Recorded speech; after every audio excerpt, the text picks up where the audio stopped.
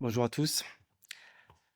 Ah, alors, commençons par les groupes de rançongiciel. Alors, l'écosystème des groupes rançongiciel continue de se fragmenter avec la prolifération de nouveaux groupes à la suite d'opérations de démantèlement menées par les forces de l'ordre qui ont dispersé les affiliés et incité les cybercriminels à changer de nom, voire de groupe. 137. 137, c'est le nombre de groupes rançongiciels recensés en 2025. Parmi eux, on retrouve les nouveaux groupes qui représentent plus de 50% du top 100. On va retrouver également les revivals, ces groupes qui disparaissent et réapparaissent sous une autre forme, un autre nom que nous présentera Michel. Et enfin, le top 10, les gros, les éternels, comme Kilin, qu'on a entendu parler jusqu'ici, qui concluront cette session présentée par Mathieu. Démarrons donc par deux nouveaux venus que sont Nicefire et Nova.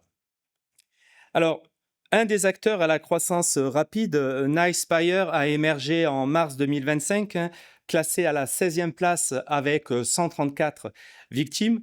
Comme vous pouvez le constater sur ce graphe, ces fréquences d'action au cours de l'année sont irrégulières et ne semblent pas planifiées.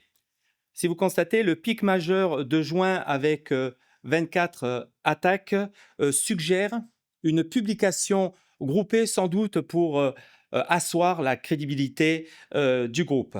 Globalement, la dynamique observée est cohérente avec un groupe en phase de structuration plutôt qu'un groupe rançongiciel pleinement industrialisé. Nicefire est passé rapidement vers la double extorsion, chiffrement, exfiltration et menace de divulguer les informations, sinon paiement de la rançon. Parmi ces attaques, rapidement, Nippon Ceramic en avril, confirmé par l'entreprise, mais également l'hôpital Al-Tadawi Specialty, un centre de soins privé de Dubaï, dont le groupe a exfiltré non moins de 1,5 Tera de données issues de plus de 3 millions de patients. Le groupe Ralord, lui, créé début 2025 et rebaptisé Nova en mars, s'est rapidement imposé comme un acteur notable du ransomware as a service avec près de 77 victimes à son actif.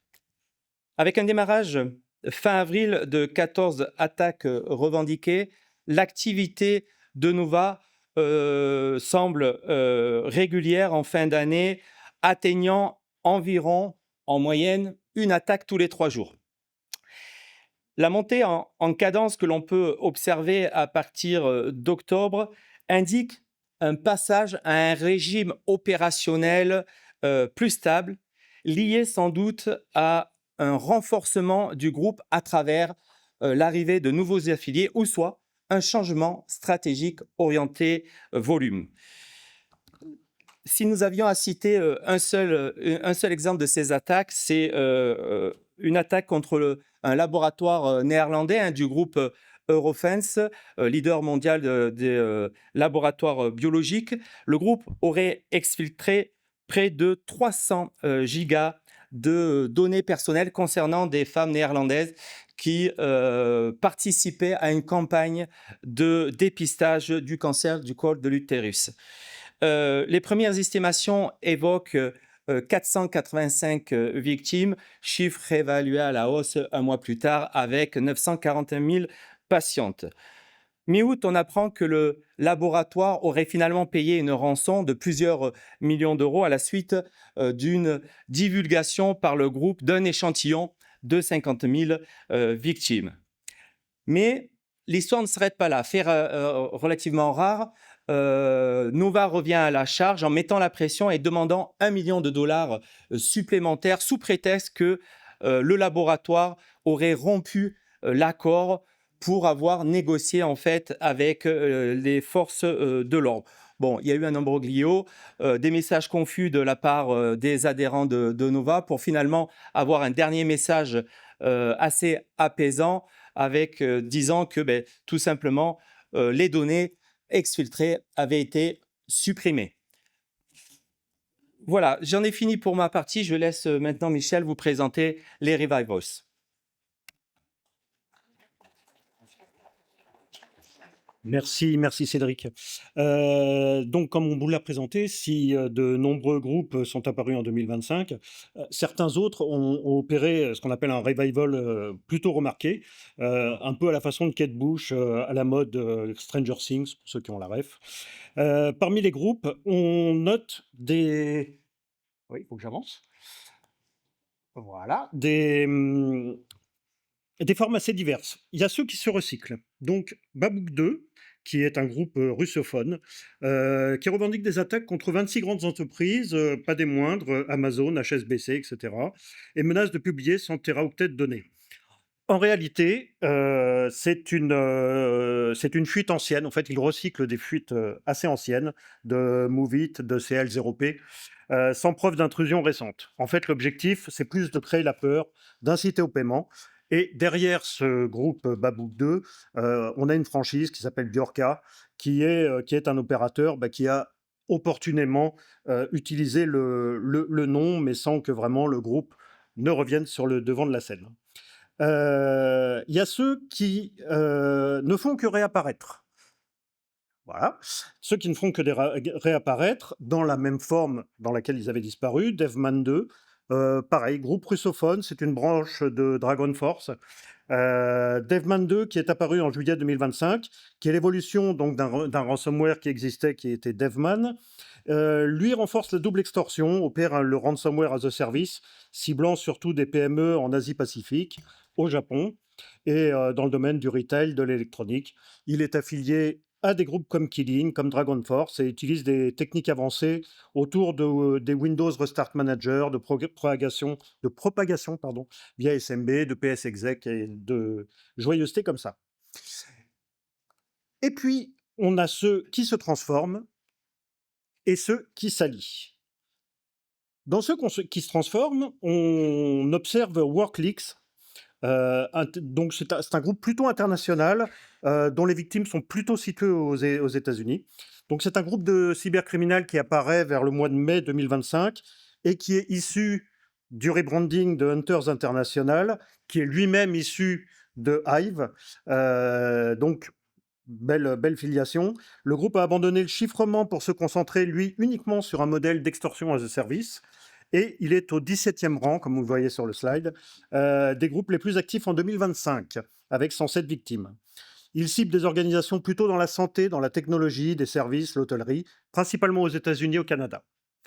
Alors lui, il organise une infrastructure très sophistiquée, un site de fuite publique avec un panneau de négociation permettant aux victimes de visualiser les données volées, un panneau d'affiliation, une plateforme qu'on appelle Insider dédiée aux journalistes.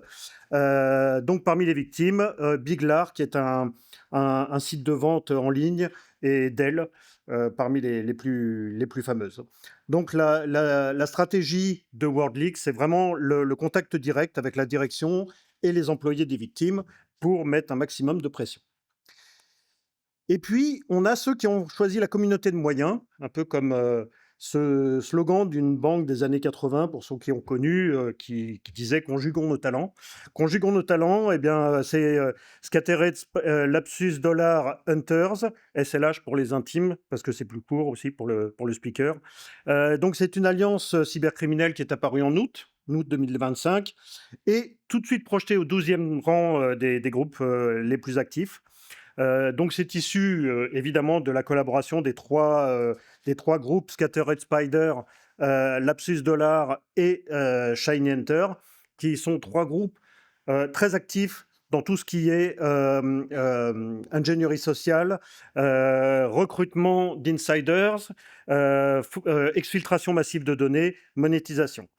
Ces trois groupes se connaissent avant cette union, puisqu'ils font partie d'une communauté de moyens qu'on appelle ZOCOM, et donc qui a donné naissance à cette force coordonnée. Alors eux, leur palmarès, comme on voit, c'est 1500 victimes dans l'année 2025. On a évidemment en tête l'attaque contre Salesforce, qui, rien qu'à elle seule, a compromis 760 entreprises et volé plus d'1 milliard d'enregistrements via des intégrations donc, de haute manipulées par du phishing et des contournements de MFA. Parmi les victimes, on a des grandes figures comme Toyota, comme FedEx, comme McDonald's, Hawaiian Airlines, évidemment Jaguar Land Rover, Mark Spencer, Coop. C'est une union qui dure assez peu, puisque dès le mois d'octobre, on observe une séparation de ce groupe de nouveau dans ces trois groupes d'origine, je pense sous la pression des forces de l'ordre. Par contre, l'histoire ne finit pas là, puisque Scattered Spider, dans la foulée, annonce une alliance avec Dragon Force pour devenir une sorte de cartel de ransomware as a service. Et donc cette collaboration qui marque une nouvelle phase dans l'écosystème cybercriminel, en conjuguant l'expertise technique de Dragon Force et la capacité d'infiltration de Scattered Spider. Et je vais maintenant laisser Mathieu vous présenter les groupes cyberéternels.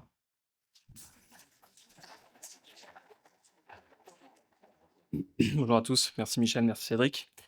Je vais essayer de faire un peu plus rapide par rapport au temps qui nous reste.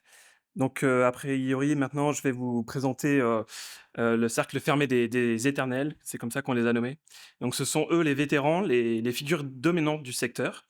Et sur les 7777 victimes que nous avons recensées cette année, le top 10 revendique, lui, plus de 3000 victimes, soit près de 40% des attaques. Donc, ce chiffre, 7777, évoque ironiquement le jackpot des machines à sous des casinos. Il nous rappelle que, malgré nos efforts de défense, l'attaque reste souvent un coup du sort, une opportunité saisie par des algorithmes de scan qui tournent comme une roulette.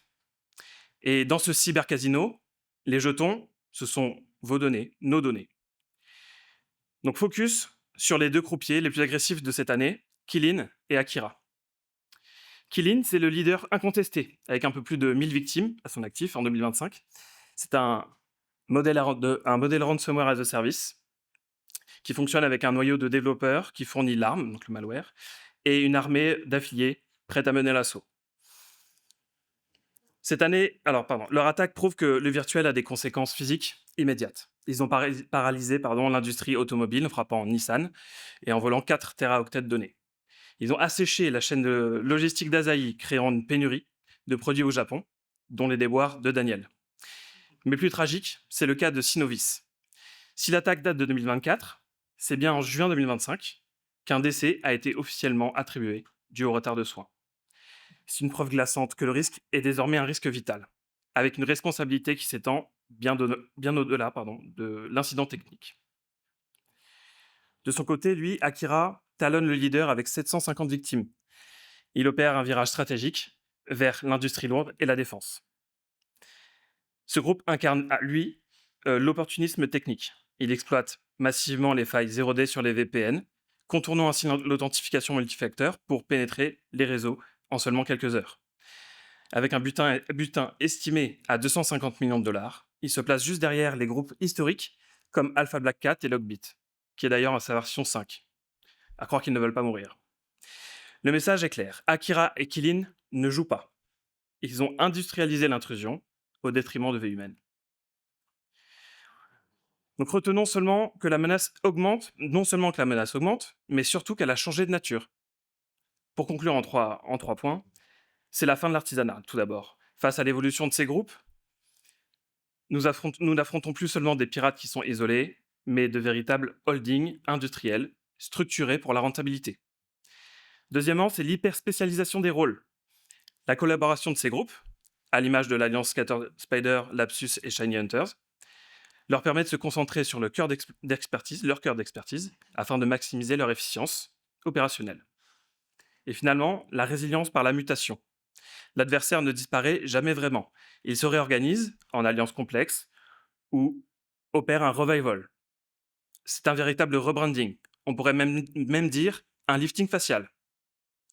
Mais pour mieux disparaître des radars et mieux frapper de nouveau. Face à cette agilité, la résilience numérique n'est plus une option technique pour nous, elle devient un impératif stratégique de survie pour la continuité de nos activités. Et au-delà des 7 777 entreprises victimes dans cette présentation. Anne-Catherine Vier et Benoît Grunemwald vont maintenant vous parler des 7 à 77 ans, tous ciblés, tous concernés. Merci beaucoup.